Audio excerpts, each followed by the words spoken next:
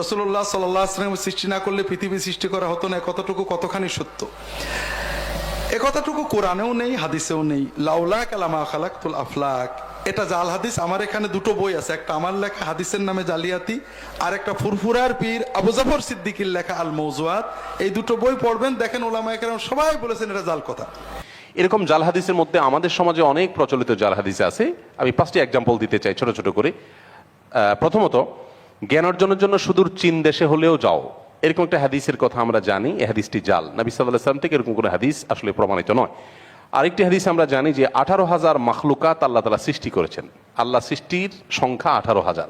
এটিও জাল, কারণ এ সম্পর্কে নবী সাল্লাল্লাহু আলাইহি ওয়াসাল্লাম থেকে আসলে কোনো ঘটনা বর্ণিত হয়নি। আরেকটি জাল হাদিস আছে আমাদের দেশে প্রচলিত, জ্ঞানীর কলমের কালি শহীদের রক্তের চাইতেও পবিত্র। এরকম কোনো কথা রাসূল আকরাম সাল্লাল্লাহু আলাইহি ওয়াসাল্লাম থেকে বর্ণিত হয়নি। 4 নম্বর হলো, স্বামীর পায়ের নিচে স্ত্রীর বেহেশত। নারীদেরকে বসে রাখার জন্য হয়তো এই হাদিস কেউ বানাইছেন আল্লাহ। 5 নম্বর এবং সর্বশেষ হলো, সামান্য এক মুহূর্তের ধ্যানমগ্নতা 60 বছরের ইবাদতের চাইতে উত্তম। এরকম একটা কথা আমাদের সমাজে প্রচলিত হাদিস। এগুলো হাদিস নয়। নবী যে রাস্তা দিয়ে হাঁটতেন, বুড়ি সে রাস্তায় কাঁটা পুঁতে রাখত।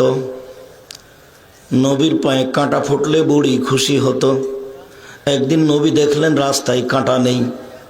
নবী ভাবলেন বুড়ির কিছু হয়েছে। তিনি তার বাড়ি গেলেন, দেখলেন ঠিকই অসুস্থ।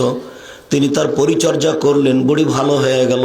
নগদ মিথ্যা কথা, কিয়ামত পর্যন্ত প্রমাণ হবে না।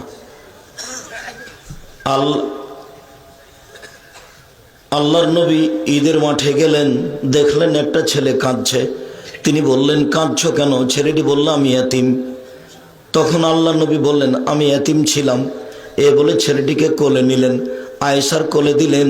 আয়েশা নতুন পোশাক পরালেন, ছেলে খুশি হয়ে গেল।